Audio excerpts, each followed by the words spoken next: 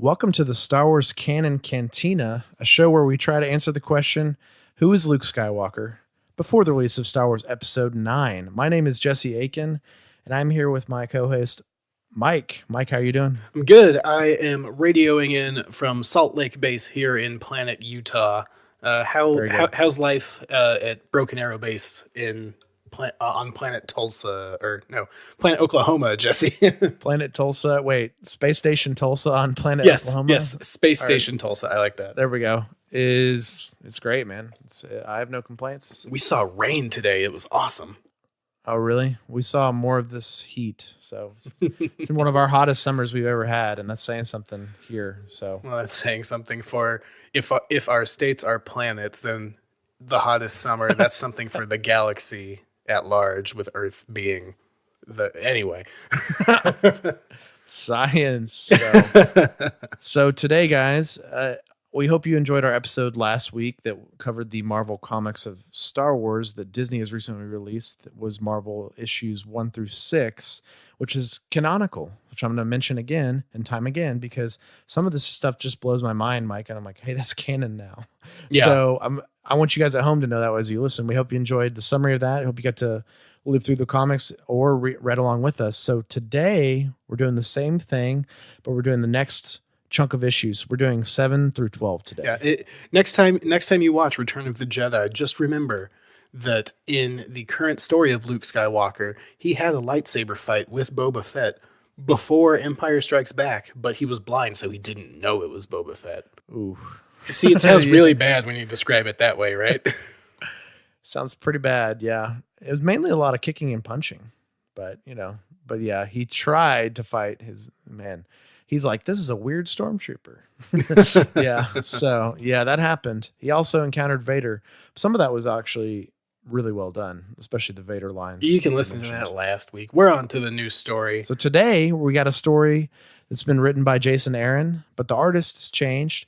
The artist is Simone Bianchi, if I say that right. Bianchi. I'm not sure I say that correctly. It's probably one of those two. The art is, for me, Mike, noticeably changed in this. So it is noticeably changed. It's still very, very good. Like I said, John Cassidy was really good on that first run. There were a few like faces that were weird, and it's the same level of overall really, really good by this new artist. Yeah, it's just different. But before we get into the comic and before we start getting to the summary, we've got a couple things we're going to throw right up front of the show, Mike. JJ joined Twitter. Woo! JJ joined Twitter.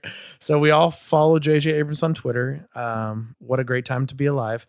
But most importantly, JJ posted the first photo of the first day of production of Star Wars Episode 9. And I feel like that's relevant, Mike, because we're here doing a show that's going to lead all the way up to Star Wars Episode 9 and hopefully go on this journey with us. And this is a pivotal moment to talk about. That's right. We have to figure out how to match the canon of Luke Skywalker to that first shot that showed a blurry Dash Rendar and Constable Zuvio in the cockpit of the Millennium Falcon. Is that what that was? Yeah, I think so.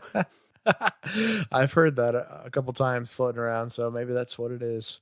I had no idea what that was, but I was just happy to see that production had finally started. A couple weeks back, we got the cast announcement.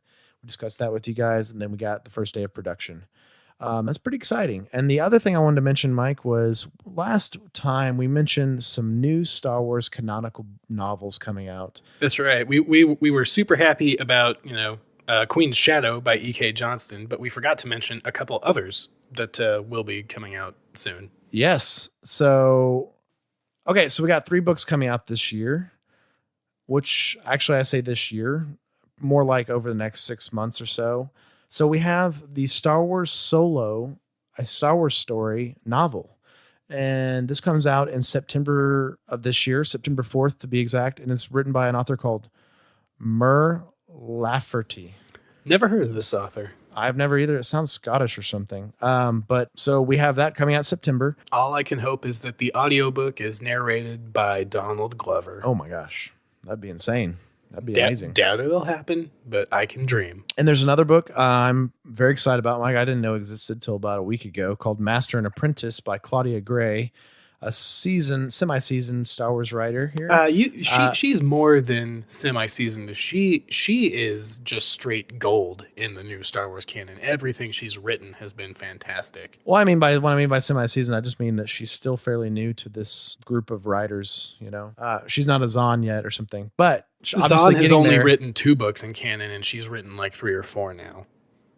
Right, in the new canon. Yeah, you're exactly right.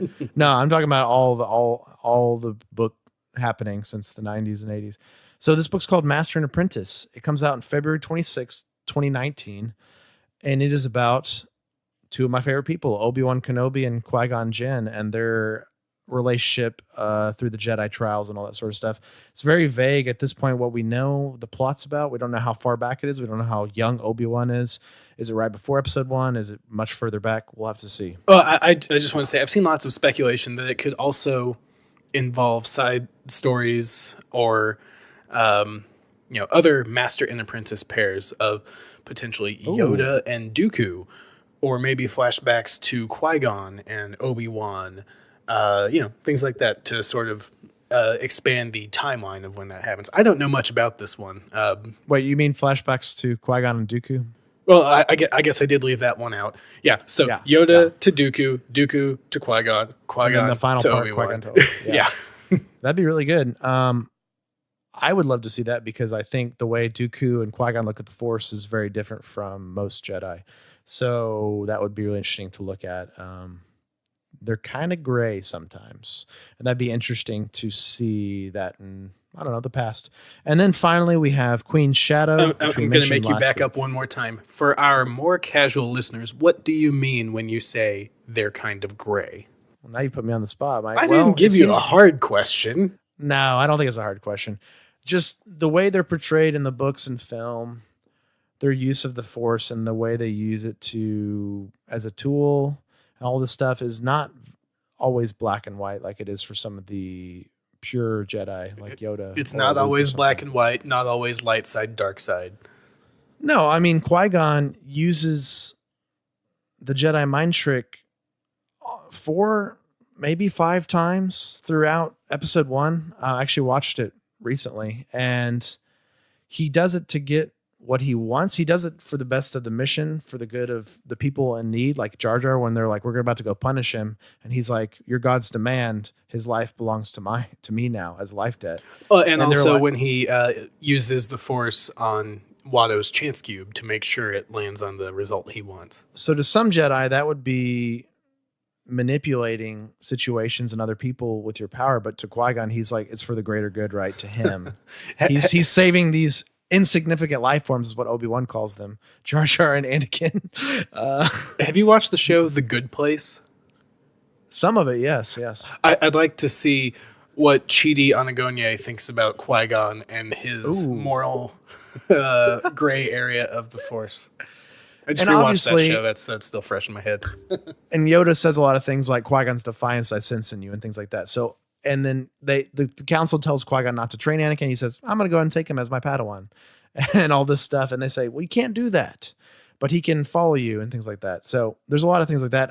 And all this stems from Dooku in my mind, because we see the path Dooku goes towards is he eventually becomes more of a gray Sith, but he's kind of a gray Jedi. He doesn't become the full-on Sith Lord sort of guy. Because once again, Dooku's using his power for his means to expand his political and war efforts. And to him, it's just the Force is...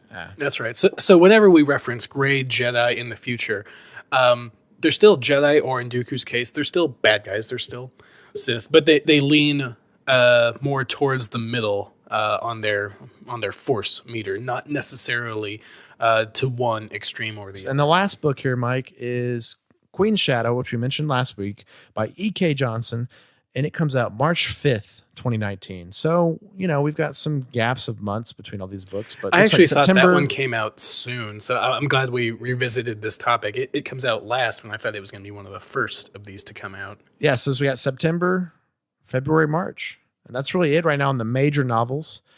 Of course, the comics will continue to go, and of course, the children's books will continue to go, and the gaps in between, but we're just covering the main canonical points here. So I just thought that was worth a mention. we will hopefully will have some information about those books when they come out, and you can talk about what we thought about them at some point in the future. Absolutely. So now that we've cleared that up and we've completed that topic from last episode or the one before, we're going to get ready to dive into the next few issues of the Marvel Comics run. We're going to look at issues 7 through 12. It's called Showdown at the Smugglers Moon. So the questions we ask for every story or arc that we look at is, what state is Luke in at the beginning of the story? How do the events and characters of the story impact his development? And does this fit with the Luke we meet in The Last Jedi? Ever since Luke disappeared, people have been looking for him. I'm Luke Skywalker. I'm here to rescue you. A lot of rumors, stories. And I became a legend. People that knew him best. Luke. Young Skywalker. Luke. It's all true. I am a Jedi. Like my father before me. All of it. So, Mike, I can't contain my excitement. The first issue is entirely about Obi-Wan after Revenge of the Sith, his tenure on Tatooine, and we see gaps of time. We see him basically right after Revenge of the Sith, maybe the first couple year or two, and then a little bit of progression, obviously, till Luke is, almost a preteen of sorts. So let's go ahead and talk about the opening crawl here, which is Ben's journal. So we open with a shot about Ben's journal, and we have this sort of film noir thing where we have Obi-Wan doing things in shots and a inner monologue going on. So I'll read a little bit of this to you guys at home. As hard as it was to become a Jedi, it was even harder to stop being one. But I did. By the time of the Great Drought, it had been years since I touched a lightsaber, years spent hiding on Tatooine, years spent alone. I was no longer General Obi-Wan Kenobi anymore. I was no longer Jedi Master. I was only Ben, quiet old Ben, who lived far out in the dune seas with nothing but Womp Rats, Tusken Raiders ever dared to go. So, Ben the Forgotten Hermit. So, we'll stop there. So, we're getting a whole new side of Obi-Wan we've actually never seen, but we've assumed. And, it's him struggling with the boredom. He no longer has a call. He has one call now, rather than his old call, which was to be a peacekeeper, protector everywhere he went. No, you're right. Obi-Wan and Yoda are the two that had to live every day with the failure of, Yes. the Jedi and the Republic and everything. And the only reason I chuckled is the only reason we're stuck seeing this, not the only reason, but we're stuck seeing this in comic book form, and we'll never get that Ewan McGregor Obi-Wan movie because of the dummies who did the hashtag boycott Solo because I'm a man baby and I didn't like episode 9. Oh, that's maybe a little bit too much, but not enough people saw. Laugh about that. Not enough people saw Solo, and they've already pretty much canned the Obi-Wan movie, which I thought would be great if Ewan was willing to come back and do it. Everyone thought it would be great. That's what's insane. I think they'll revisit this, of course. I still have hope. I think it could potentially be one of my favorite Star Wars movies ever, just out of pure bias alone. Just seeing the transition. It's got to get made first, and it's off the table right now, which is sad in my opinion. No, I really want to see Ewan do the transition into Alec. That would be the dream for me. And this stuff is so cool, Mike. We get snippets of this, and it's so simple. So I'm reading this inner monologue going on, but we're seeing shots of Obi-Wan by himself. We're seeing shots of him encountering Tusken Raiders. We're seeing shots of him going into town, not speaking to anyone. All sorts of things happening, but let's keep going. One day blurred into the next with little to distinguish them. Instead of Sith lords and bounty hunters, my days were spent battling monotony and inactivity. I should have been busier than ever. I should have been training the boy, but his uncle never allowed it. And I suppose there was part of me that couldn't blame him.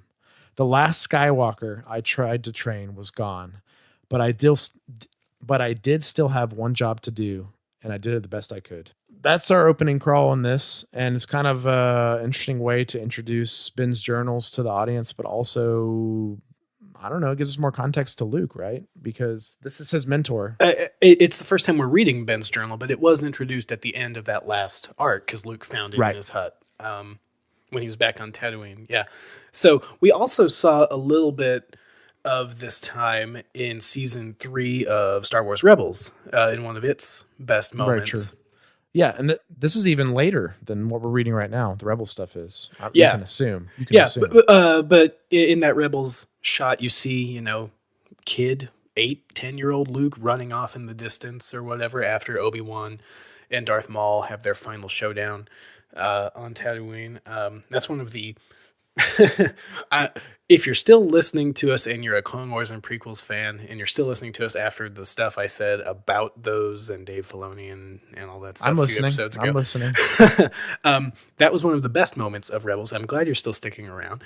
But the Obi-Wan Maul showdown. Rebels. No, I don't completely hate Rebels. I don't completely hate Clone Wars. I might have gone a little too far off the negativity deep end at the end of our Return of the Jedi episode. So it was the worst drought anyone can remember on Tatooine, and Obi-Wan's conflicted to help people. He sees people dehydrated, dying, children asking for water, and he sees the mercenaries and thugs that work for Jabba punishing people and actually collecting a water tax, which is really bad. That's right. So, I do like how this is helping to establish Jabba as a lot. As a if not planet-wide, but Mos Eisley and major surrounding area-wide threat.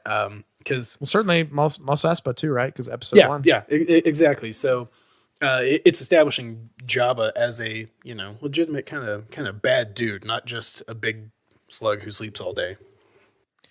So an interesting thing happens. Obi-Wan ignores these guys beating up on people because he says, I have a greater mission to do. I can't do this. And it's really painful for him as a Jedi Knight to walk away and watch people suffer and die to Jabba's men. But at some point, Jabba's men do the same thing to Owen and Beru's house. And Obi-Wan, of course, knows this. So he follows them and he thwarts them. He uses the Force to throw them all over the place, but he never shows himself. So they just think they're being thrown around by who knows what. And this continues.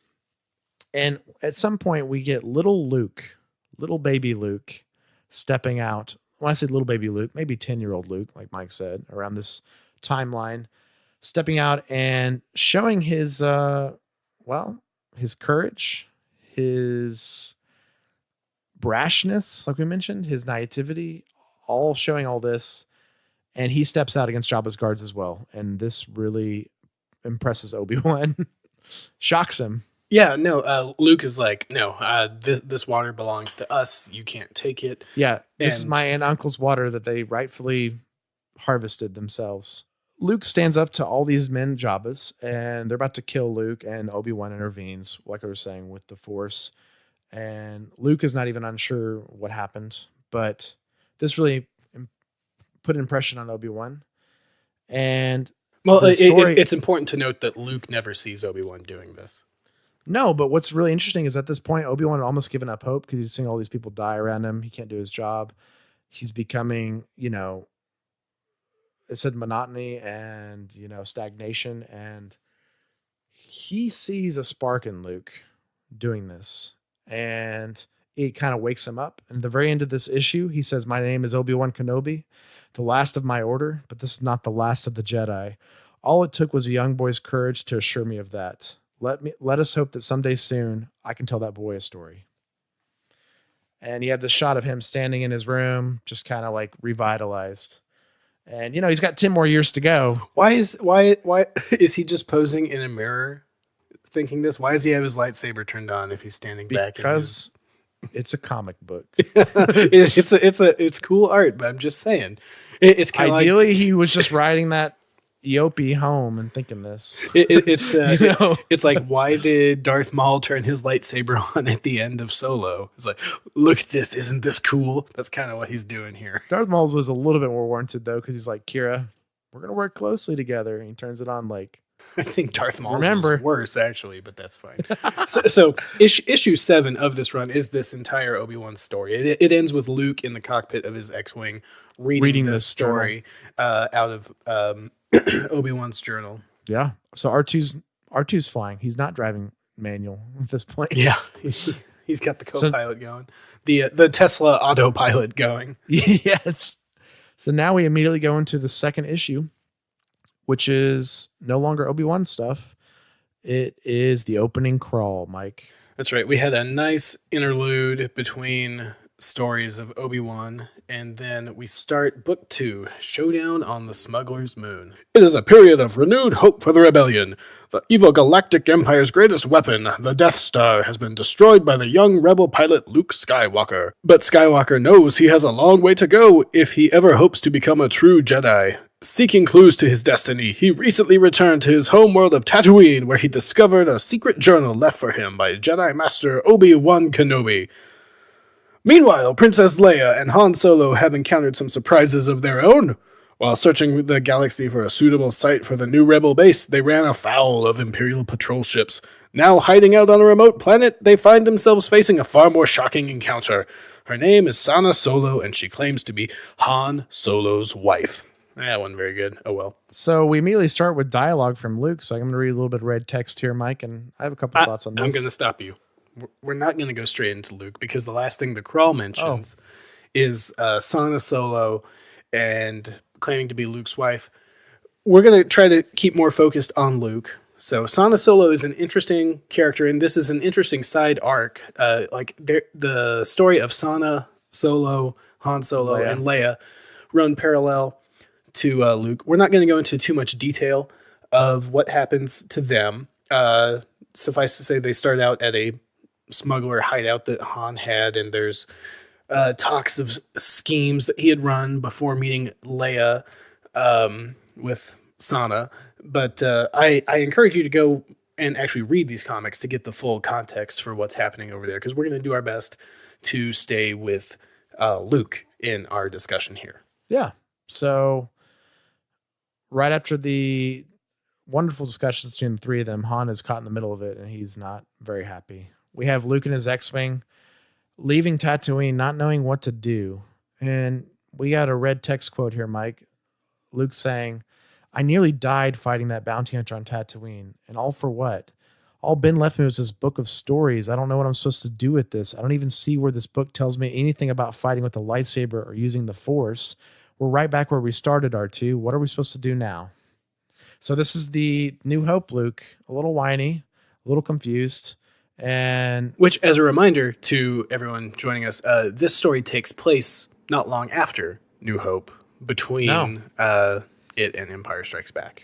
Luke's wearing the ceremony jacket and everything. So the medal ceremony wasn't that long ago. So Luke wants to go to Coruscant because he knows the Jedi Temple is there. He's heard this through people, and he's obviously assuming there's answers at the Jedi Temple. So, but you can't just go up to Coruscant because that's the Imperial city. That's the Imperial capital. So Luke's trying to find a seedy planet, and it's very cool here. We're introduced to Nar Shaddaa, a common name to fanatics like Mike and I. So many games, so many books, so many role-playing games. This has been referenced. So many video games. Nar Shaddaa, Moon of Nal Hutta, correct? Yes. The Smugglers Moon is what they call it. They go there, Luke and R2. So once again, we have the duo we see in Empire. Mike mentioned in our episode, Luke doesn't spend a lot of time with regular human beings in Empire. He's usually with R2 or Yoda or someone like that. Well, and the Luke we see here, same here. Yeah, he does his best Obi-Wan Kenobi impression. So the start of the story, just going back to our questions, Luke, he's not sure what to do. So he's going to, what's one of the things I actually saw Ben do? Ben went to the seediest place that was close to them, the Mos Eisley Cantina. So he goes to a whole planet that's Mos Eisley, basically, and he goes to the seedy cantina with his lightsaber looking for information, basically the same way that Obi-Wan did in A New Hope. Yep, and very much like we've seen in Star Wars before, these types of men and aliens are not intimidated by people like this, like Luke, and they basically threaten him, and they say, "Who are you coming in here asking about Coruscant and all this stuff? What do you think you're a Jedi or this? That's cute. Is that a real lightsaber? Yeah, that's cute."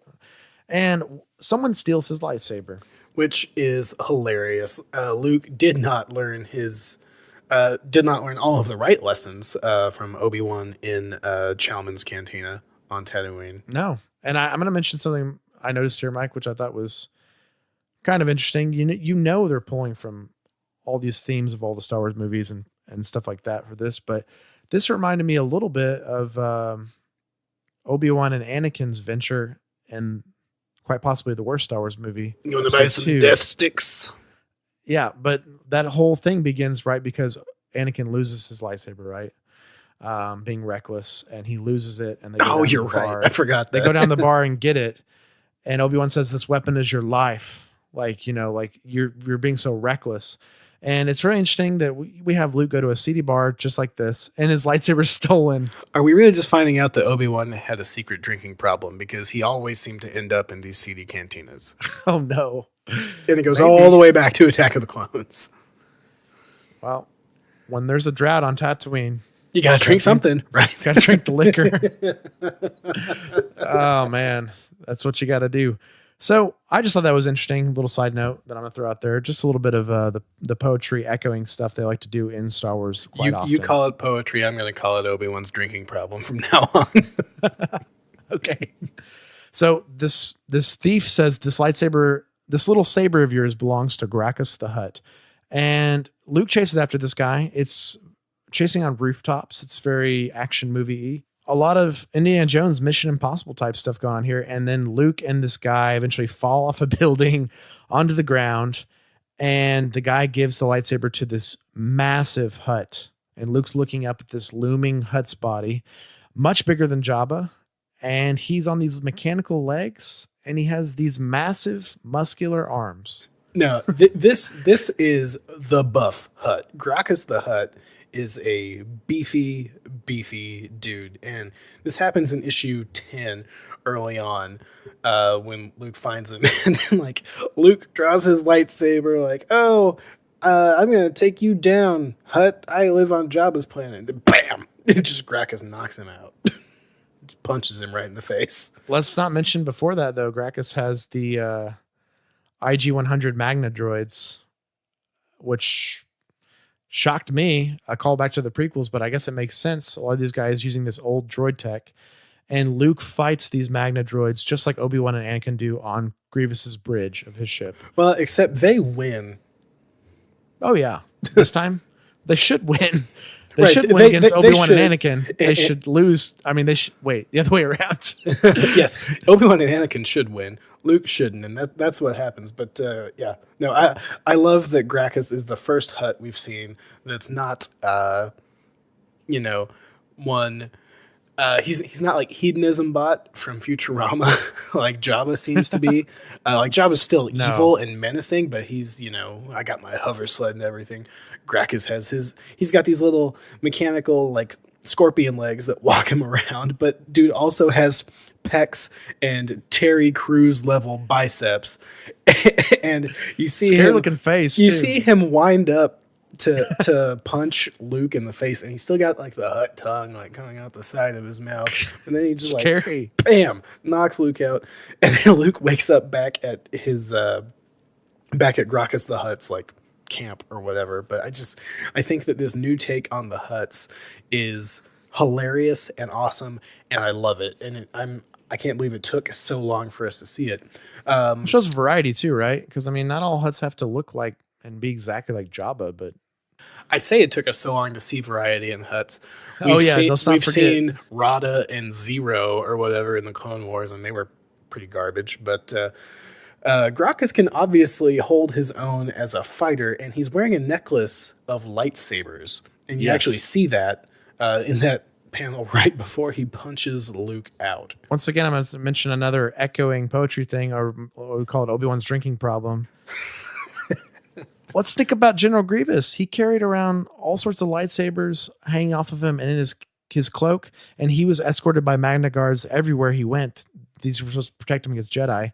This same guy is mimicking the Grievous thing, and he has these Magna Guards following him around who were trained to kill Jedi. I don't know that I would call that like, a repeating theme and poetry kind of deal, because it's later revealed that Gracchus has these because he's collecting Jedi artifacts. But that's what I kind of mean. I mean, it makes sense, right? That like he would get, like Grievous was involved in so much of the Jedi stuff in the Clone Wars, so it makes sense. Like it does, but I don't think it's a poetic thematic thing like Snoke having the Praetorian Guard that are themed off of Palpatine's royal guard. There's like a story explanation for it. It's like, oh, this guy knows the Jedi are dead, and he's collected a crap ton of lightsabers, and he's also collected some of the stuff from the dark Jedi, or Grievous, like these Magna droids. Yeah, Luke actually wakes up in this museum of sorts. He wakes up and all these lights come on, and Gracchus is like, "Look at my beautiful collection." He's kind of showing off to Luke because he knows that Luke's claimed to be a Jedi. And a couple items of note I wrote down here. The Temple Guard helmets are there. I was about to bring that one up, that we see in season 1 or 2 of Star Wars Rebels. I forget which season exactly they first show up in. Season 1, and we've seen a little bit of the guards in Clone Wars. Like they're just guarding the doors and things like that. And another interesting thing, Mike, spoiler alert here, but the Grand Inquisitor, the original Inquisitor, used to be a Jedi royal guard at the temple and wear one of those helmets. So very interesting. We also see several holocrons. We see the Obi-Wan and Qui-Gon rebreathers that they use to swim to Otogunga, where they have these little scuba breathers that make them swim down to the bottom of the ocean, the Gungan city. And we see a lot of holocrons, and basically the Hutt demands Luke open these. He says, only a Jedi can open these, and you're the first Jedi I've met. Open these now. And Luke's like, I've never seen these things in my life. So this is Luke's first encounter with a holocron. Yeah. So for those of you who are unaware of what holocrons are, they're fancy little electronic gems, basically, that can only be accessed by a Force user, that hold recordings and other information from Jedi, light or dark. There are dark side holocrons and light side holocrons that are used as teaching tools. And at first, Luke is like, I don't know how to open this. I've never seen one of these before. But when he actually taps into the Force, you can see, I just tried to count and I stopped at like 18. So there's 18 or 20 holocrons that are opening because they are being accessed by Luke's powerful Skywalker Force presence. No, it's very good. And the Hutt basically says, do your Force stuff. And Luke reaches out. He doesn't exactly know what he's doing. He reaches out and all these holocrons turn on by Luke's presence. And, we got to realize too, like Luke being so Force sensitive, we're going to call it that, and the son of Anakin Skywalker, I'm assuming maybe part of that is tied to that. Just how strong he is in the Force, or maybe some sort of tie to Anakin. We don't know. But I mentioned the Anakin part because one of Anakin's masters is one of the direct shots we see the scene end with, and it's Shakti. And she says, "Don't let this be the end of the Jedi," is her quote. And that was kind of interesting. And I'm sure there's some sort of interesting tie here to The Last Jedi too, Mike, when he's talking about the hubris of the Jedi and the prequel era stuff he's talking to Rey about. I don't know. Well, there's also the tie into that deleted scene from Revenge of the Sith where Anakin and Obi-Wan see Shakti executed by General Grievous. I'm going to hop back to our questions, though. How do the events of the story impact Luke's development as a character? So in the last arc, issues 1 through 6, we saw Luke getting a little stronger in the Force. He survived his fight with Boba Fett, who had essentially trained his life to fight actual Jedi. I'm going to say that this is either the first or second highest moment on showing Luke's Force potential. I think that making the shot on the Death Star with the torpedoes to blow up the Death Star is probably the most powerful display of his Force potential. But this is probably the second, because in Clone Wars and Star Wars Rebels and everything, we never see Jedi turning on really more than one holocron at a time. And, and Luke is activating, like I said, 18 to 20, and we're seeing all of these Jedi, holograms coming out of the holocrons, starting to teach their lessons or whatever. But it's really showing, just his the strength he has in the Force that Luke does not know about yet. Yeah, and I find a really poignant moment here. Gracchus is looking around in awe because he's a collector of these Jedi artifacts, and he's kind of obsessed with this. And he looks at Luke and says, "What you are, dear boy, is the last Jedi, and you now belong to me." So I've underlined here the Last Jedi. Why would I do that, Mike? Yeah, I have no idea why you would do that.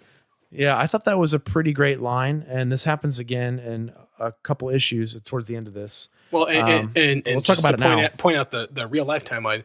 This was published in 2015, well before they had picked the title, The Last Jedi, for Episode 8. Right, or maybe even some have finished all the ideas for. But we knew they had some sort of outline for this trilogy.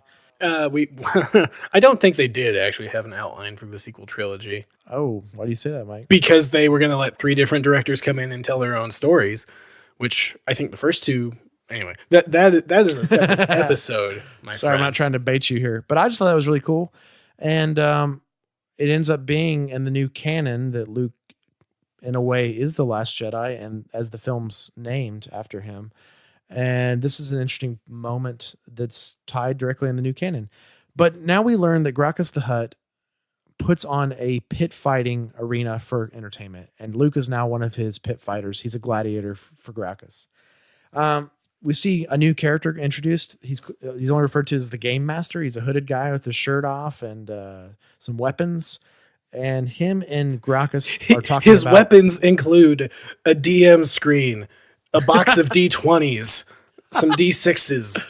He looks like, yeah, basically, because they're basically having this conversation about what sort of foe are they going to give the Jedi, this Last Jedi. And Gracchus is talking about, oh man, I have a Jedi. This is going to bring me so much money. I think Gracchus is just thrilled by this because no one's ever seen a Jedi in a long time. And to have a Jedi die in his arena is going to bring him a lot of people present to his place, but also a lot of connections, because it seems like he gets people excited and then makes deals and things like this on the side, but we're led to believe a lot of this. So we see them going through, I mentioned this, Mike, because it's interesting, an area with all these different animals, very similar to ancient Rome, where they would throw tigers and lions and bears and things like that on other people. Exactly. But we see, I've written down, we see a Wampa in a cage. We see a Ronto from the special edition. We see a dragon snake, and we see a Gundark. I think it's a Gundark. It's the only one I'm not 100% certain on. And that, yes, that is the dragon snake out of the water, reaching out. He kind of looks like the alien from the Xenomorph from the Alien franchise a little bit. But the Game Master's like, which one of these beasts are you going to have him fight? And he's like, oh, no. We need to have him fight. You know what we need to have him fight. They just kind of leave it ambiguous. And he's like, okay, we'll pull that out. So just a sort of cage. We see some sort of T-Rex cage of sorts and just glowing eyes in there. A side diversion that I will allow us to talk about, because we've talked in our first 4 episodes, we've both mentioned how we want to see more Chewie. R2-D2 was with Luke, but got separated when Luke went to chase the lightsaber. So R2 sent a distress call back to the Rebel fleet. And the Rebel fleet, headed by Mon Mothma, was like, well, we don't have the people to spare to go rescue Luke. Hope you make it out okay. Yeah, and she says, even though he is Skywalker, like the one who destroyed the Death Star, like it's still one man. Yeah, to which Chewie says, "Mah!" and decides to go rescue Luke. Which is awesome. And 3PO's like, where are we going, Chewbacca? Yeah, so the buddy cop comedy of Chewie and C-3PO takes off towards the Smugglers Moon. So we know that Chewie is on the way. Yeah, and so meanwhile, Luke starts training with the Game Master, and Chewie and 3PO start following Luke's previous trail. Very noir film-esque, once again, like I mentioned earlier. And we see Luke training with the Game Master, and the Game Master knows how to wield a lightsaber. Maybe not like a Jedi, but he knows how to wield a lightsaber well. Or at least fight with a sword, which he's translating to lightsaber fighting. So we saw a little bit of Luke maybe gaining some lightsaber skill in the first 6 issues, but this is the first time he's actually sort of learning what to do with the lightsaber. And this fits with, like the movies and everything. He doesn't look like he's never held the lightsaber before when he fights Vader in Empire Strikes Back. So he's gotten some, training somewhere in between the 2 movies, and this is where it's happening. So this absolutely does fit with the Luke that we see in the movies. Yeah, and the Game Master starts sending multiple Magna droids on him, the droids we mentioned from earlier that Grievous used to fight Jedi, and he starts training with the Magna droids, which is a cool moment. Just if you're, a fan of the original trilogy and the prequels, just to see Luke fighting them is cool. And the Hutt's looking down and he's like, he's not great, but he's got potential. And the game master's like, he'll get better. He'll get better because once again, the Magna droids are beating Luke, but he's improving. Just like we saw the last issues where he was improving with the remotes. He's improving fighting these droids that were trained to fight Jedi. And once again, I find this cool because Dooku fought these on a regular basis on his free time just to keep his chops up, basically. Dooku would just fight the Magna droids and cut them down, but he would, keep his chops up. So it's pretty cool about that. So Chewie and 3PO are on Luke's trail. They go to the bar Luke was at. And then out of nowhere, Dengar shows up. Oh, well, okay. He happens to be there because it's, Nar he's a bounty. That's what I mean, He's yeah. gonna be there. What's out of nowhere is the fact that his informant is a Gungan. There's a Gungan awesome. here who's like, oh, Misa seen the Wookiee or whatever. Yeah, no, it was awesome. We see a Gungan that looks fit for Nar Shaddaa. He has an eye patch, like he's missing an eye. Yeah, he totally is. And yeah, he gives Dengar information that he saw the infamous Chewbacca, the Wookiee. And Dengar's like, well, that could lead me to Han. So I know what I'm doing now. So for those of you who don't know who Dengar is, if you remember the scene in Empire Strikes Back on the bridge of the Executor, the Superstar Destroyer, the whole bounty hunters, we don't need their scum. Dengar is the only obvious human in that situation. He's got toilet paper wrapped around his head, according to Robot Chicken. He looks like a guy in a mummy costume, but they didn't have enough mummy stuff to wrap the top of his head. And then they put just old armor or an old diving suit. Dengar is not a flashy suit looking guy. Not at all. But we've been told that he's a pretty ruthless guy. He's one of the most ruthless. He's also awesome in the Freemaker Adventures, the Lego Star Wars show. He's actually really funny in that. He's also saved Boba Fett's life several times in the old EU. So. Yeah, but that doesn't matter because Dengar actually really sucks at what he does. This is the first time hunting. This is the first time he's actually been made to appear competent. So now we have three trails going. In the Clone Wars, yeah, that's true. He's voiced by Simon Pegg, and all the other bounty hunters in the one episode he's in are just like, "Shut up, Dengar." I don't even remember the full context of it, but I remember Bosk just like, "Shut up, Dengar. You don't go back to your corner." The early 30s Bosk, the young Bosk, or whatever, making fun of him. Yeah, so. Yeah, well, it's cool to see him in this. And so now we have three trails. We have Chewie and 3PO tracking Luke. Luke, he's stuck in the situation where he knows he's going to die. He's in this gladiatorial pit, and his days are numbered. And then we have Dengar following Chewie's trail. So we have three sort of crime trail things going on here. And, I'm just going to go and let's cover the rest of the Dengar stuff. Dengar catches up to Chewie, and they have an awesome fight.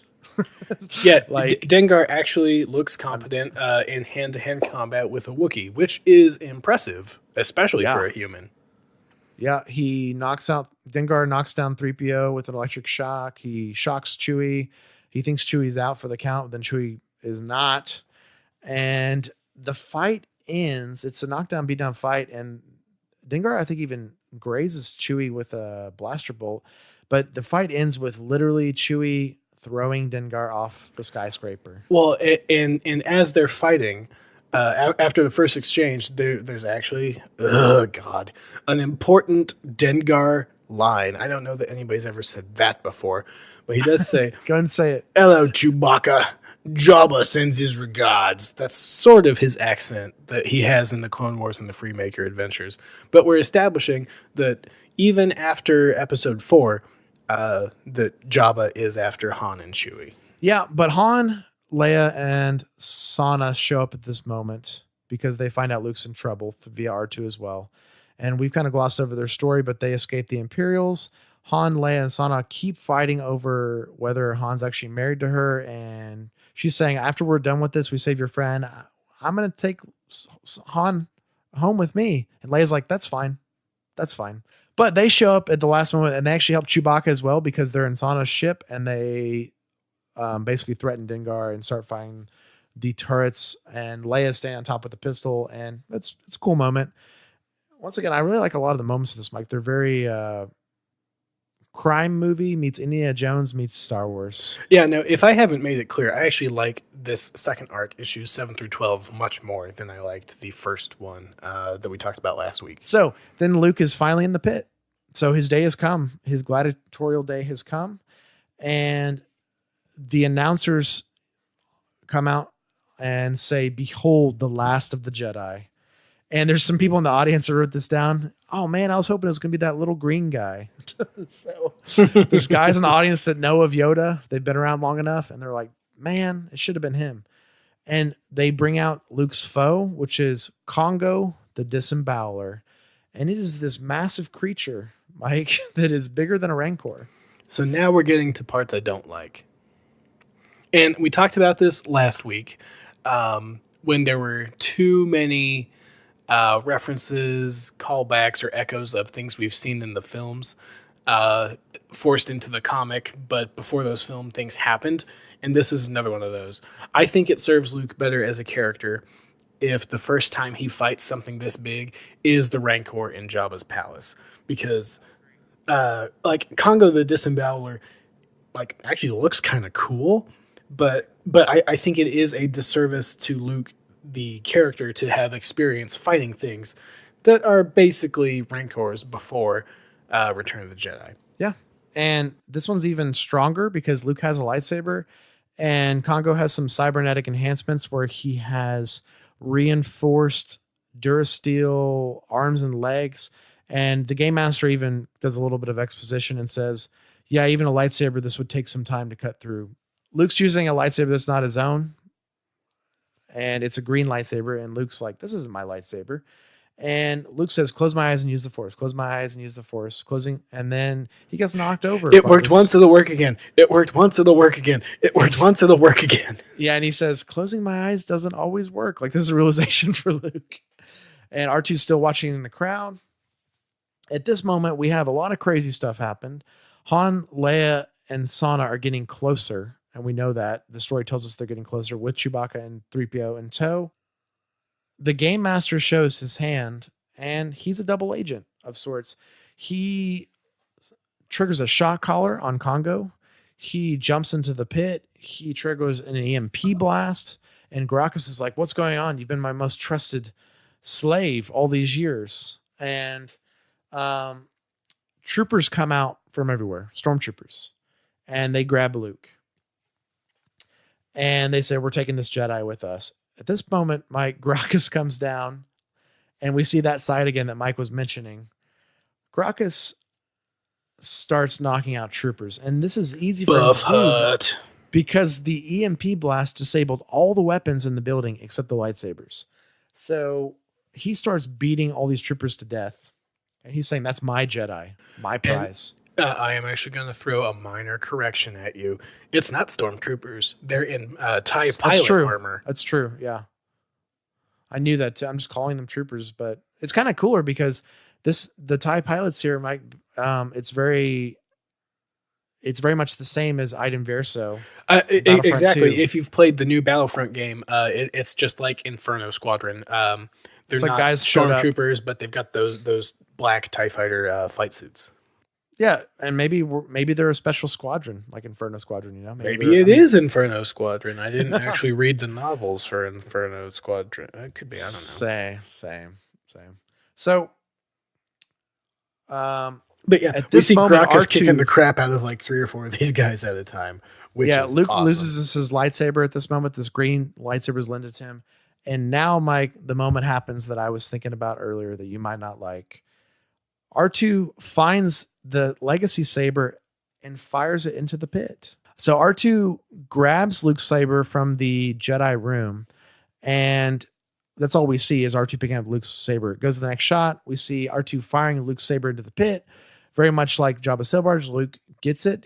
I don't think he quite catches it like Return of the Jedi, so that's kind of a nice little No, touch. he doesn't. It like lands at his feet. And I am okay with this part establishing that they have done that before.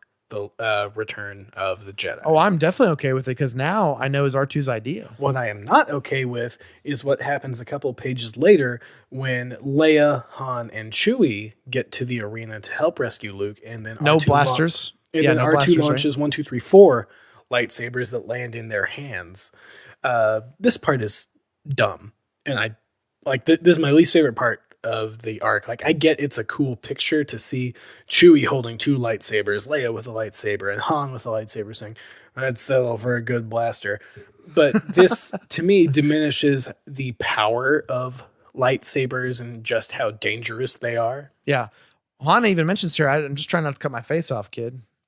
But yeah, it's an odd thing they did, disabling all the blasters in that building and then being like, well, Han and them can use lightsabers, but I am confident that probably Chewie could because of the Wookiee weapons. But I don't know. And he's 200 years old. He's done all sorts of weapon stuff at this point. Yeah, but the classic Wookiee scythes and all that stuff, translation, but it is a little hokey at this moment. R2 then gets... It's a little campy. And if I had seen this like in a Star Wars movie, I would probably love it because I would have seen it when I was a kid, you know, because camp is part of Star Wars. But I don't think it translates very well to a comic book, if that makes sense. I think so. At this moment, R2 gets Ben's journal and the heroes escape, and the Imperials show up in force now. So now we've seen more than just TIE pilots, just all these troops. And we learned that the Game Master was a double agent. He was infiltrating the Smugglers Moon. He was part of Vader's fist. Yes, Vader's fist, which I thought was really cool. And so he's this operative. And he actually calls Vader from the Jedi room and said, "The boy got away. Sorry, Vader. He claimed to be a Jedi."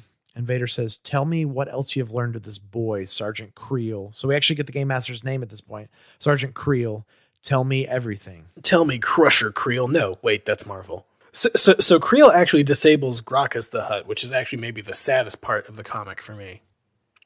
Because I've come to love Gracchus as like the GTL Jersey Shore oh no guy of the Hutts, the actual biggest badass or whatever. Yeah, he was pretty impressive. Yeah, we don't know what actually happens to him, right? We don't see him die, but we don't, he doesn't die, but I mean, he gets his little scorpion legs cut out by the Imperial double agent. Then we see Sana goes off on her own in her modified YT-2000, I believe is probably what her ship is. Then our heroes are off together, but we do end... Oh, actually, no. We see Gracchus in shackles being brought before that's what Vader with Creel holding the holocrons, and that's where Vader says, "Tell me everything." And the last shot we see of the issue is Luke holding his lightsaber. Oh, God, I see you shaking your finger over Skype here. It's just like Vader is 4/5 of the page, and then there's Luke. I know. That's why that final panel is so cool, because once again, we're doing what we did in the first issues where he's like, "Tell me about this boy." What boy? All this stuff. And then, we jump to Luke and we see Luke once again, just like he is in New Hope and several other times in the films, sitting down by the holotable, looking at Ben's journal. No dialogue, nothing, just looking. So hopefully Luke's learned something from this, and hopefully he's going to spend some more time with the journals, but time will tell. Right. So hopping back to the questions we ask about Luke every time, I think that this arc goes really well with our second question, because we see him actually sort of like we talked about in our Shadows of the Empire episode. He, quote, levels up in his fighting ability with the Force. He actually learns how to use a lightsaber from somebody who is trained in combat. And like I mentioned earlier, we see his Force potential by him opening 1820 holocrons all at once, which is really cool. Such a cool moment. And then Shak Ti being one of those is just, it's really cool. And Luke has no idea what's happening. I think this also fits with our third question. Does this fit with Luke that we meet in The Last Jedi? Not that it's necessarily a match for him, but it doesn't seem like it's incongruous with Luke that we meet in The Last Jedi, because Luke fails here again, but he's also, still very early in his journey learning. I don't feel like anything that we saw here contradicts the bitter old man that we met at the beginning of Last Jedi. Right. And he's still got a long way to go, right? So this is just laying the groundwork for Empire and stuff. And you guys have heard our thoughts on Empire. So some interesting talking points here, Mike. I loved the opening. I don't know how you couldn't like it. the Obi-Wan opening, the cold opening with I that. didn't say I didn't like it, but you just like Obi-Wan more than I do. That's true. It was fine. I just think it's really cool world building, and it's just we've never seen this part of Obi-Wan's life, even though we've led to assume what it is, and it was executed well and quickly. Maybe someday we'll get that movie. Yeah, maybe. But on top of that, we immediately go to Nar Shaddaa. We spend the rest of the entirety of this on Nar Shaddaa for the most part, and we see a lot of the cool smuggler, criminal, bounty hunter life, and we actually see Luke. You just mentioned he learned from someone who's trained in combat, not only through the Imperial Academy, but also through pit fighting. We see Luke actually just learn like scrappy fighting, you know what I mean? Like smuggler fighting in a way. Yeah, so. and that's again my least favorite part, because I feel like it cheapens his encounter with the Rancor at Jabba's palace in Return of the Jedi.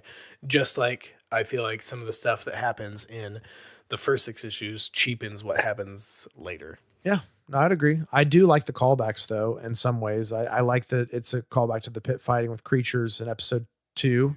And that's fine. I'm okay with callbacks as long as they don't cheapen what comes chronologically later.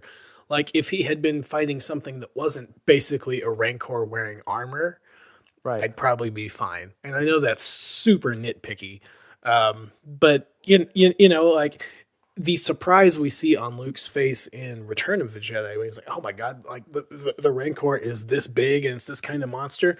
It shouldn't be, oh, I've actually fought one of these things before. I didn't win, but I know how to not die immediately. Yeah.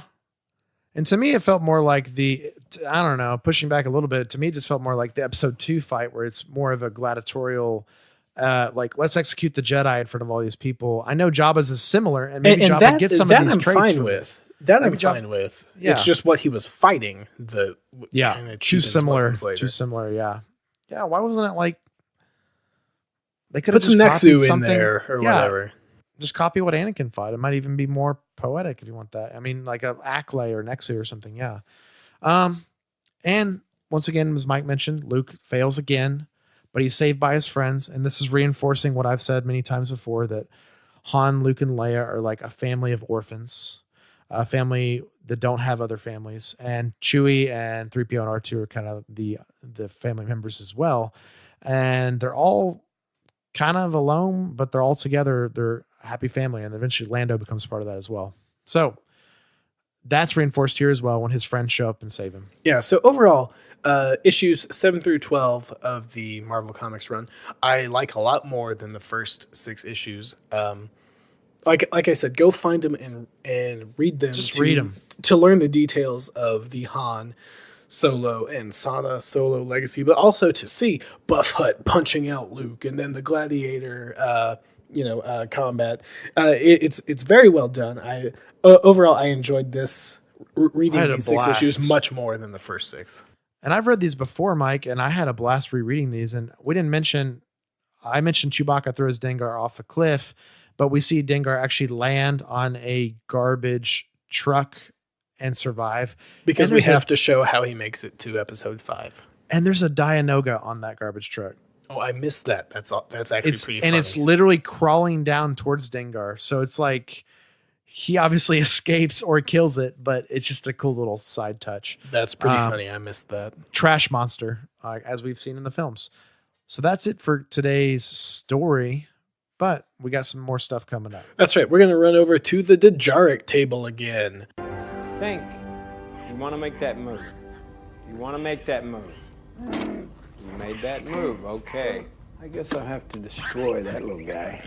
Somehow I never get bored with winning. No, you can't wipe them off. They're holograms. Hey, Chewie, relax. Hey.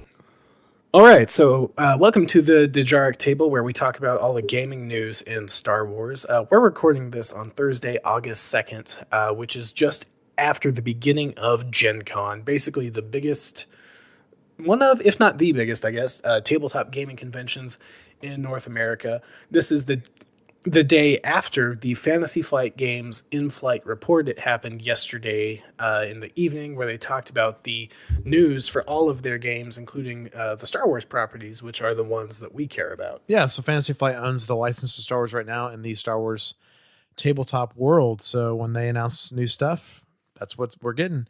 So there's several games here, Mike. I'm just going to mention them quickly, but X-Wing had some big announcements not long ago that a new version of X-Wing is coming out called X-Wing 2.0. Yes, yeah, I'm so happy. I'm pretty excited too. So X-Wing 2.0, they went into more detail on that. They also announced publicly to everyone that they're going to be pursuing prequels and Clone Wars content in X-Wing, and which was something the community's wanted a long time, and it went over really well. It was a big cheer in the audience. So if you listened to us 2 weeks ago on our Return of the Jedi and I crapped all over the Clone Wars and hashtag Clone Wars saved, this is something super positive out of it, because I am actually happy to see Clone Wars era content in X-Wing and Star Wars Legion, which is another one of the Fantasy Flight games that was talked about. Yeah, so they announced in Legion as well that some of the expansions coming out. Legion is a miniatures game where it's ground combat, so it's troop combat, and they announced for Legion as well that Clone Wars will be coming, and my wallet is gone. So I told you, if they announce, I said to Mike a while ago, if they announce clones or like droidicas and stuff, I'm buying them, even though, I mean, it's just happening. So, or Wookiees, and guess what? They announced Wookiees.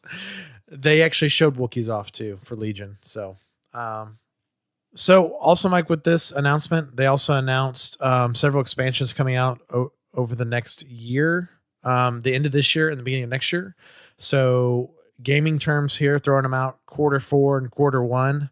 So the gaming world, as in the tabletop and the video game world, likes to spread stuff out over quarters. They don't like to give exact months because games are delayed. So they'll say Q4 of the year. That could be, you know, Halloween, or that could be Christmas. You don't know sometimes, you know, and they do that to give themselves leeway. But, well, and Fantasy Flight Games is infamous for saying one quarter and actually meaning the next one. Oh, yes. So for Legion, they announced Chewbacca and Wookiees, which is awesome. They also announced all these rebellion support units, support astromech, Streks, and rebel officers. And they did the same for the Imperials. And a couple months back, not even a couple months back, about a month or two back, they announced Palpatine and Royal Guards for the same game. And X-Wing got a bunch of announcements too. So I'm going to backpedal a little bit, because people who play these games know what we're talking about. But people who are not into Star Wars tabletop gaming might need a little more context. So Star Wars Legion is a ground combat based game. It is essentially the Star Wars, it's attempting to be the Star Wars version of Warhammer, be that 40K or Age of Sigmar or any other sort of army or troop based ground combat game. They released some cool units at the beginning of the game, like snow speeders and AT-STs. And this is the first really big content expansion they've announced, where there will be Clone Wars content coming to it. Ooh. Yeah, you're absolutely right. And personally, I do not play Legion because it is a game where you buy the kits, the models or units or whatever, and they are unassembled and unpainted. I don't have time for that. I leave that to other people. I personally play the X-Wing miniatures game, where all of the ships become pre-assembled and pre-painted. And they announced that Clone Wars content is coming to the X-Wing miniatures game. So X-Wing, if you've ever played the old TIE Fighter, X-Wing versus TIE Fighter, X-Wing Alliance video games, this will probably appeal to you. It's Starfighter combat happening on your tabletop. Like Jesse said earlier, the game is about to enter its second edition in terms of rule set, basically. And we've played it for a few years, and I actually used to host a podcast focused on this game, the 3.2 Company podcast. And I'm super excited for second edition because instead of having good guys versus bad guys, with this announcement, it's now split off into 7 different factions. Jeez. Which is crazy. We've got the Rebels, the Imperials from the Galactic Civil War era. We have the Resistance and First Order from the sequel trilogy era. And with this announcement of the Clone Wars content, we have I assume the Republic versus the Confederacy of Independent Systems. And then the 7th faction is Scum and Villainy, which sort of bridges all of those chronological eras. So it's all about putting pre-painted plastic spaceships on the board, rolling some dice, and going pew-pew, shooting at each other. And I just want to give a quick shout out to Dion Morales of the Gold Squadron podcast, because I actually watched him live stream the in-flight report from Wednesday afternoon. Oh, nice. And Dion and I go way back, hashtag Dialgate, all that good stuff. There's one more game I'm going to mention here. Actually, 2 more. One's called Star Wars Armada, and one's called Star Wars Imperial Assault. Imperial Assault is also another ground combat game. This is a game that I've played a lot of. I've talked about a lot, Mike, because I used to have a podcast about it. Yeah, and X-Wing came into our show a lot as well. And Imperial Assault did not, unfortunately, get any announcements about the prequel era. That would have had me so excited. But they did show off the miniatures coming to the game, which is the Rebels era stuff, as in Lothal. We saw Thrawn, we saw Ezra, we saw Zeb, all these figures that are coming to the game. But news on that game has been very slow, and same with the other game, Star Wars Armada, which is very similar to X-Wing, as Mike said. But instead of moving fighters around on the board, you're moving these giant capital ships like Admiral Akbar's Home 1 and Darth Vader's Devastator Star Destroyer. And they had a huge announcement for Armada, which is... huge announcement. Nice. Yeah. The biggest ship that Fantasy Flight's ever made for one of these games. They are making the Executor, the Imperial Super Star Destroyer for Armada. I have 2 complaints, Mike, but I'm not sure they're warranted. It's not blue, and the engines aren't red. The engines are blue. Okay, we saw in that presentation what was probably a pre-production model. It might look better in the printed one, and if you're the model's fantastic. If you're going to shell out the $200 to buy this thing, you might also be the type of person to paint it. This model is super huge, but looks super cool. It's too bad that anytime you play on if you're ever going to use this on your team, anytime you play Rebels that have an A-Wing squadron, you're going to lose automatically. Auto crits. That's right, because Arvel Crinid is going to fly through your bridge and destroy your Superstar Destroyer. And that's only the 5th time I've seen that joke today. It's a good joke, too. Yes! One hand. Very good. This model is gorgeous. So a lot of people buy Armada stuff just for their office desks at work. Like they buy the Imperial Star Destroyer or the Rebel Blockade Runner. And just these little models. Once again, they come pre-painted, but these are the capital ships. So I would recommend, if you're interested in this stuff, even if you don't play the game, they're great models if you're a collector of things, if you want to hang them or put them on your office, things like that. But the Super Star Destroyer is outrageous. It's the biggest miniature we've seen in one of these games, and that's going to bring a lot to Armada as well. But that was the only announcement there. And that's basically it on Gen Con. That's the big stuff, Mike.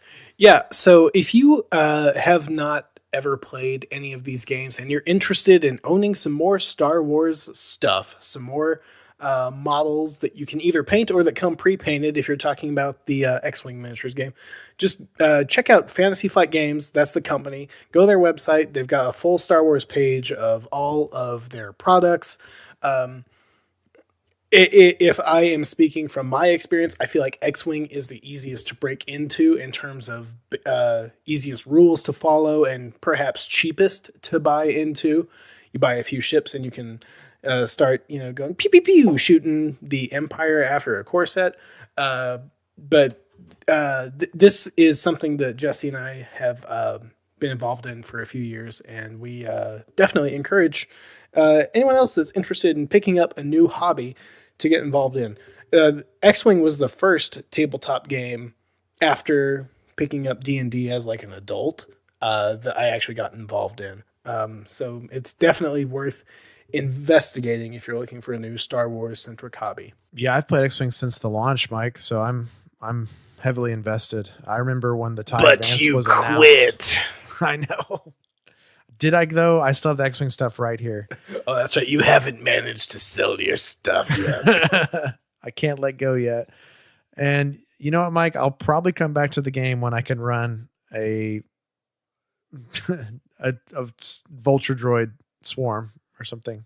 So from the Trade Federation. We'll see you in early 2019 then, based on what they said at Gen Con. Yeah, bring me those Confederacy ships. So that was some big news for the Star Wars tabletop world. We probably won't have news that big for quite a while, but we'll follow up on that with you guys in the future. Okay, so that's it for the Dejaric table today. We're going to do our first Blue Milk Bar segment. All right. That's right. This is for the Blue Milk Bar is talking about content about introducing your younglings to Star Wars. I've got a 1-ish year old, and I'm excited to eventually get him up to the movies. So let's check out what we've got today. Younglings, outstretch your hands and focus the Force. Trust yourself.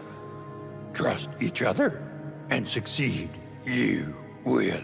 So the Blue Milk Bar is the segment I wanted to do focused on content aimed at kids. I have a barely over 1-year-old who I am eventually going to fully introduce to Star Wars.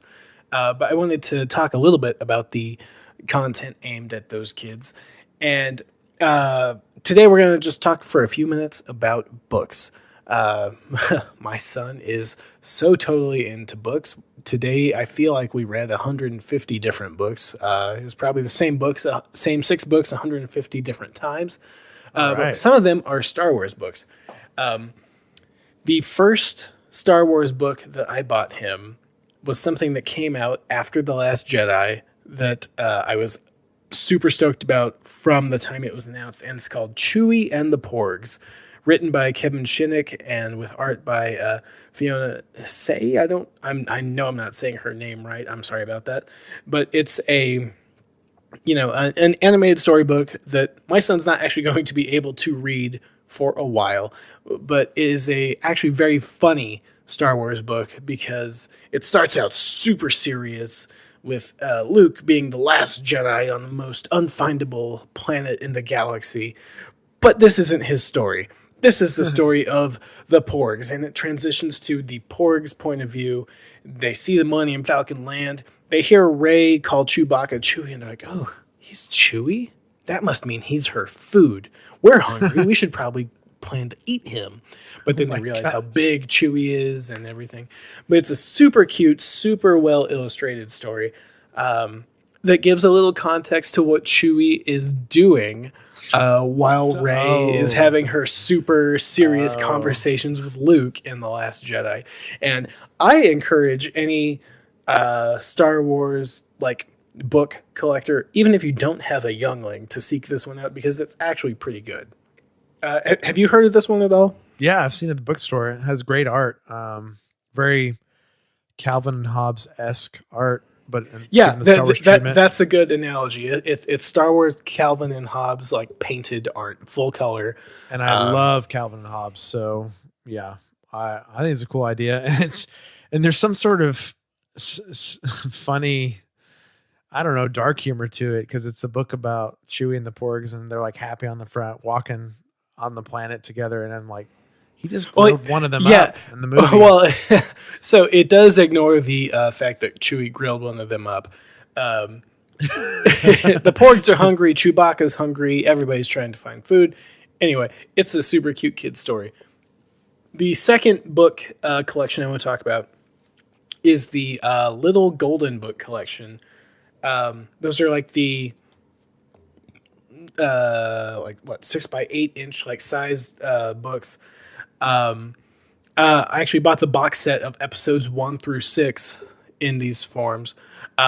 They also have super cool art by Ron Cohey. I think they're all illustrated by him and written by Jeff Smith. It takes each movie from the prequel and original trilogy, cuts them down to, 10, 12 pages, but with some super cool art. I actually have not read these to my son in a while because he's gotten older and is more squirrely and harder to keep his attention. Now that he has like learned how to walk and crawl and all this stuff. But these actually we might have gotten before Chewie and the Porgs when we just first started reading to him when he was a captive audience and didn't know how to get away. But these also have super cool stylized cartoonish art. If you have kids up to, I don't know, 10-ish years old that are you're looking for something for them to, read that's a pretty easy read with cool art that's still Star Wars, definitely check out the Golden Book series. And then the last one, Jesse and I are video Skyping, so I'm going to show him. I've got this one here with me. It's the Star Wars block, over 100 words every fan should know. And I got this one last week. I put a picture on our Twitter account when I went to go buy Heir to the Jedi. That I also bought the Youngling some books. And this is really just super cool because each page is like a different scene from the movies.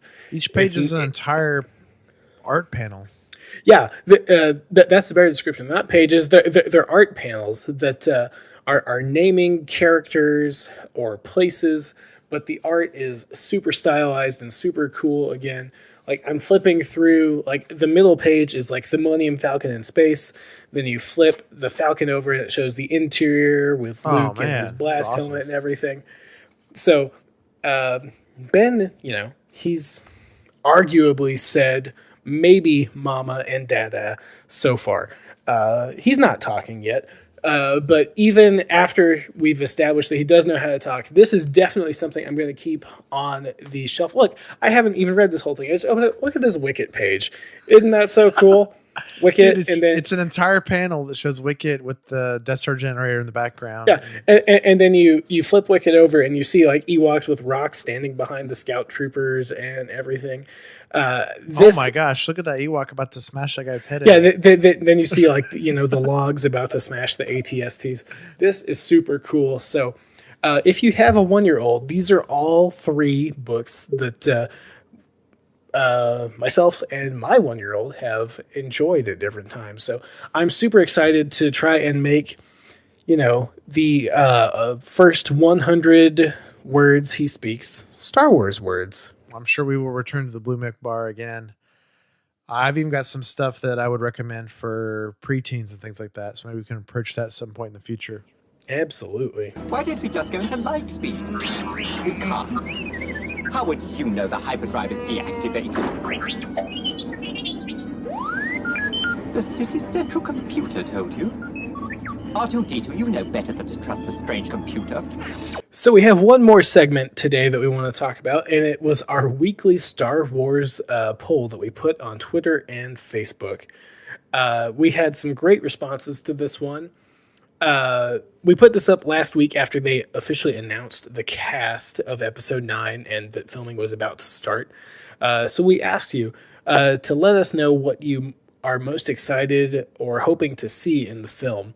The choices that we gave in our Twitter poll were Carrie on screen again, Lando's cape and cane. I made the poll, so that's why that one made the cut. The Force Ghost reunion, or Rey's Jedi versus Kylo's Knights of Ren. All right. Mike, I want all these things.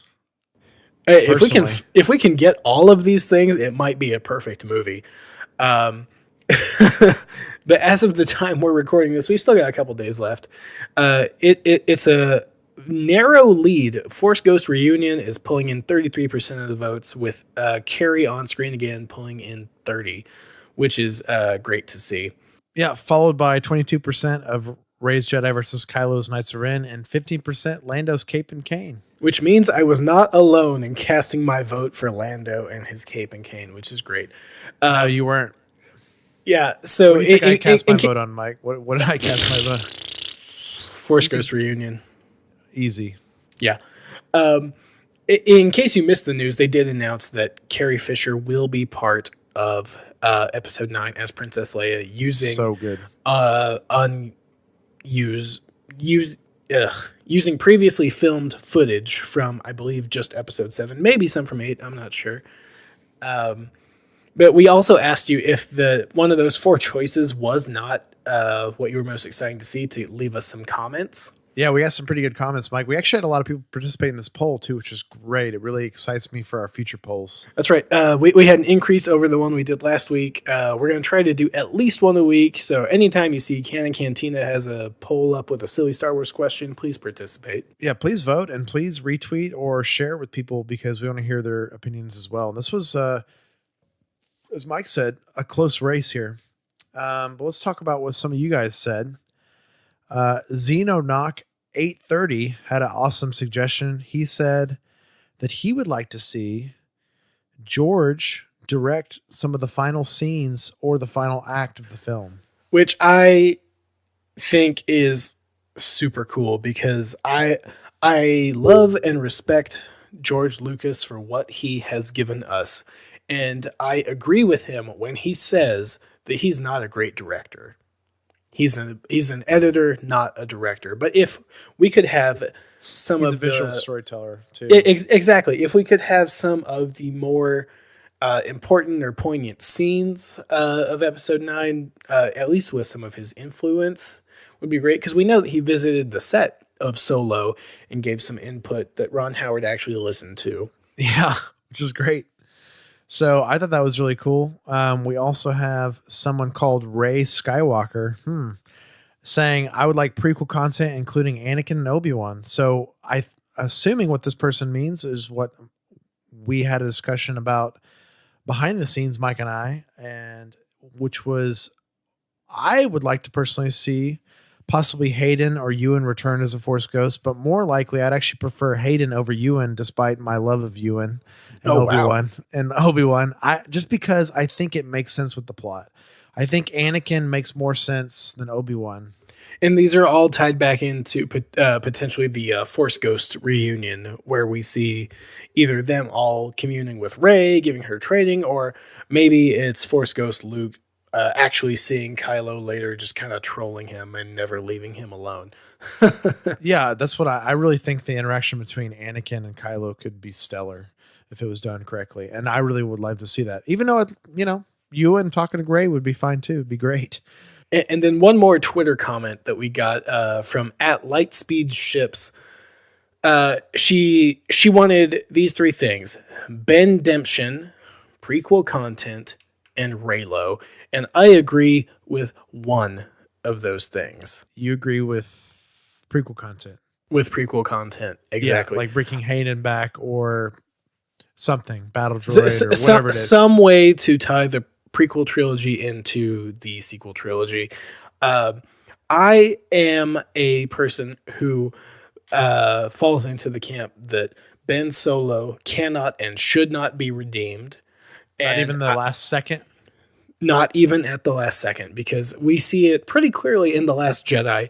He is fully embracing the dark side. He has rejected the light at every opportunity. And he arguably has done worse acts to the galaxy than Darth Vader did. You did kill 5 planets all at once, buddy. It's pretty bad. So I'm of the opinion that Ben Solo cannot and should not be redeemed. And as far as Reylo goes, I have no problem with, shipping in the Star Wars universe.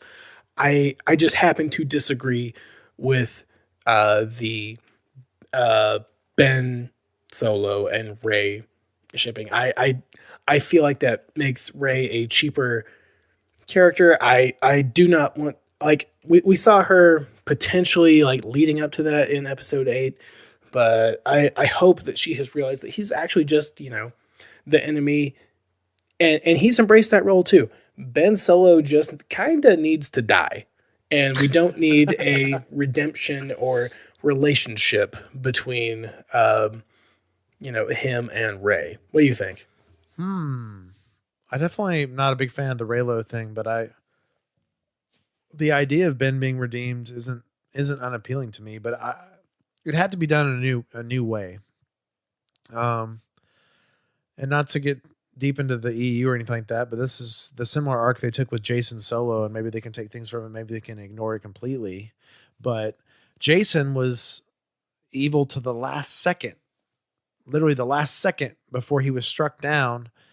And in his last second, he had a moment of redemption, but it was too late. And it became like a tragic Shakespearean kind of end to his demise. It wasn't like a Vader, like, oh, I get a moment with my son, and then it's like he was like, I've just kind of snapped to, but it's too late. And he was struck down. So maybe Rey will strike him down and it'll be interesting. Maybe it'll be like he's starting, I don't know. I suppose I'm not 100% closed off to him being redeemed. I just can't think of a way that they would do it cinematically that's new.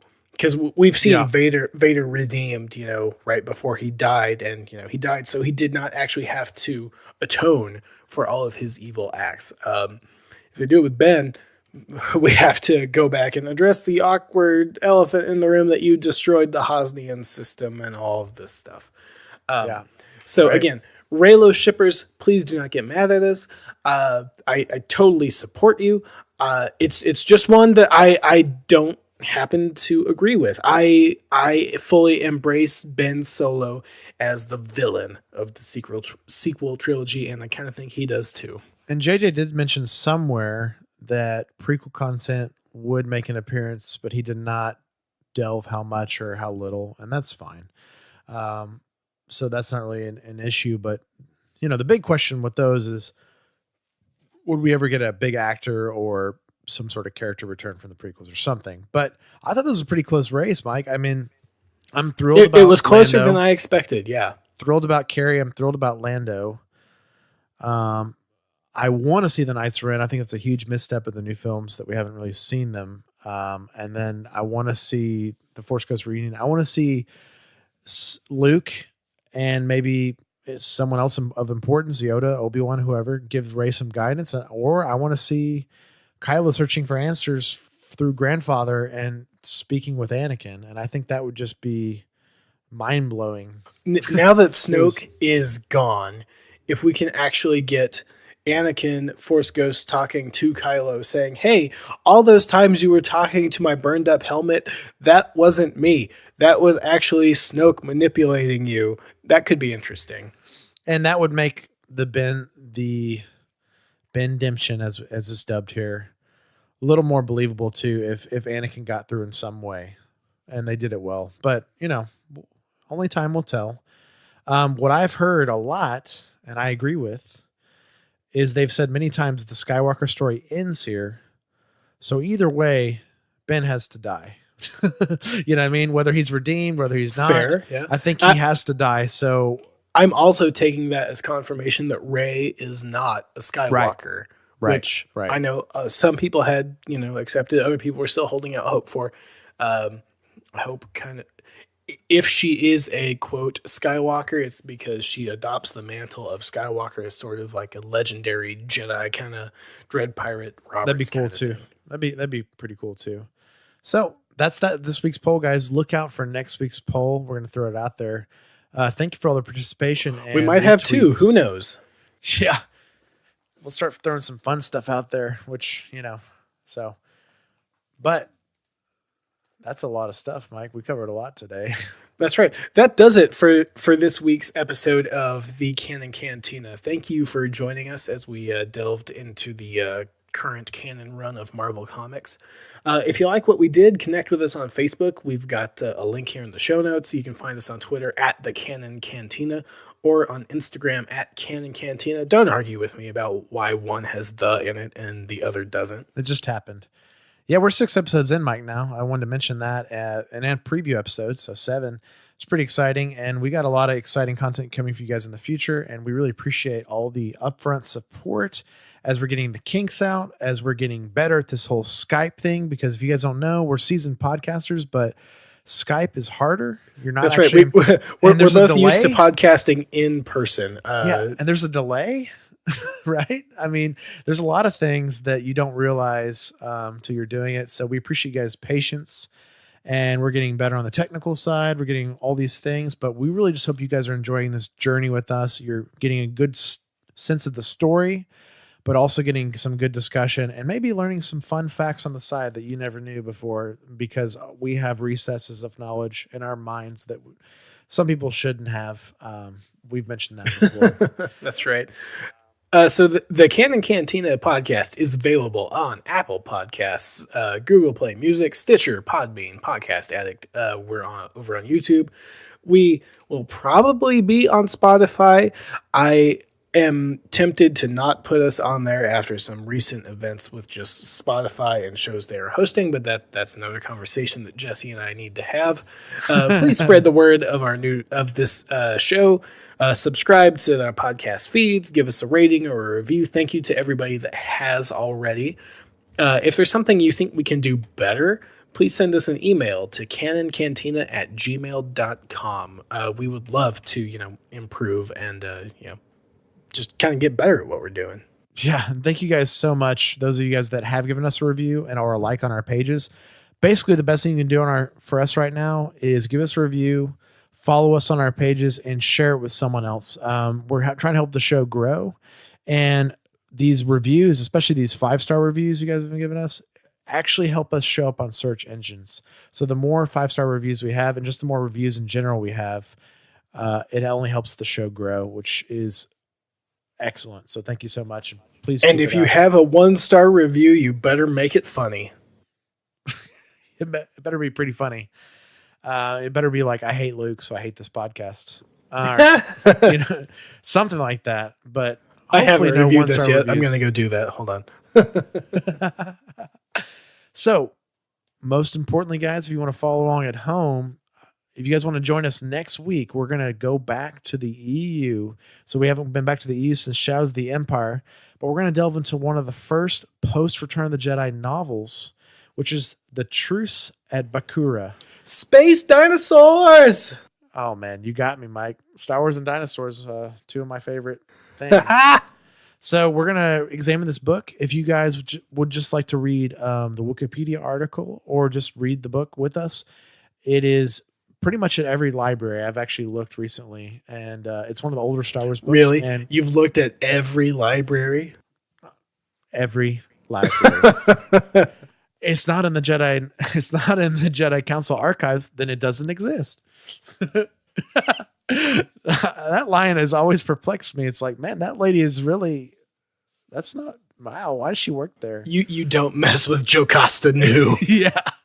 So if you guys want to read with us, that would be excellent. I would like to spend a lot of this time with you guys. And if you guys have any thoughts on this book during the week, message those to us, because we will be doing this episode next week. So thank you for listening to the show. Any other thoughts, Mike, about Luke here in the Marvel Comics? We hope you had a great time here in the Canon Cantina. Cheers, everybody. May the Force be with you. Boring conversation anyway. So much lucrative,